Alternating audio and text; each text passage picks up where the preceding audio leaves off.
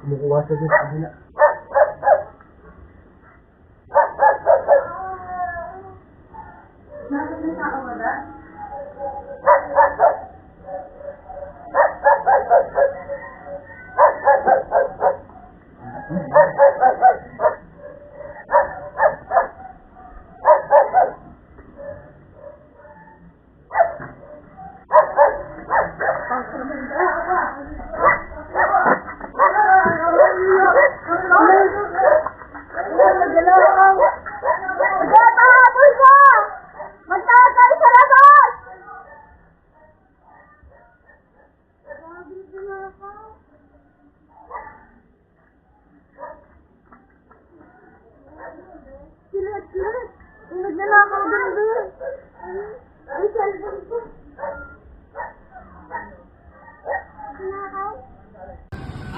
Ilang beses ka lang namin nahuli, sabi ko sa'yo.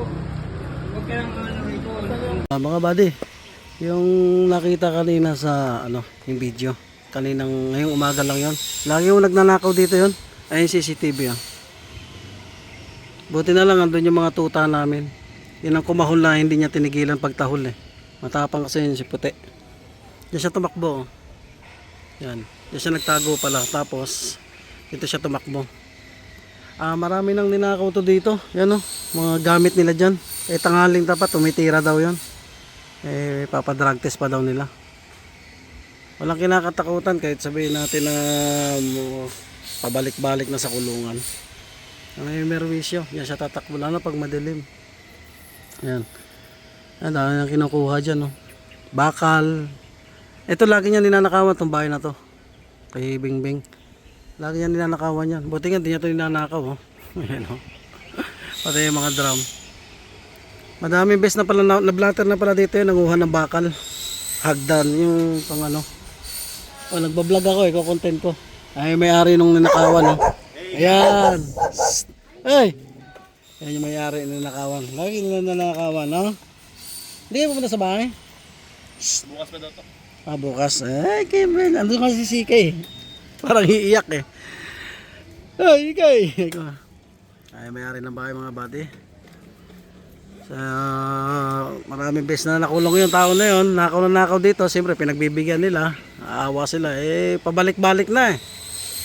Nanakaw na naman. Ayun. Pinakulong nila. Lagi nila pinapatawad. Pabalik-balik naman sa kulungan. Nasanay na. Balik na naman dito para magnakaw. Ayan. Naghahanap buhay sila ng tama. Nagtitinda. Ayan mga tinda nila. Ukay-ukay. As bigla mo nanakawan lang. Ilang muna update natin mga buddy. Dito sa Valenzuela nangyari to. Tangkaruhatan. Thanks for watching. Mga buddy, nahuli na po yung tao. Pinatawad na naman nila. Mayroon nitong bahay. Nagkapatawaran na. Huwag na sanang ulitin. Kasi lagi na lang parang sabi pa nila daw may sakit daw sa pag-iisip. May sakit ang galing pumirma. Ang galing din magsalita. Siyempre, nasasabihin nila may ganun-ganun. Okay na, pinauwi na lang. Huwag na sanang ulitin kasi hindi naman mayaman dito. Kung mayaman yung mga tao dito, hindi naman. Ayan, basta dyan siya tumakbo. Pinatawad na lang. Saka mabaho yung tao na yun. Parang hindi siya naliligo. Yun nga lang, yung mga power tools nila wala na talaga. Yun na lang, pinauwi na. Pinabura sa akin nung mga tropa na wag daw kasi kita yung muka nung wag na lang daw kasi yung sa akin lang naman para ma-aware din yung iba sa itsura nung tirador. Ayan, binura ko yung inedit ko ulit to. At pares naman nagkapatawaran. Okay na. Hindi natin maalam kung babalik pa yon. So ito na lang, update natin dito. Thanks for watching mga buddy.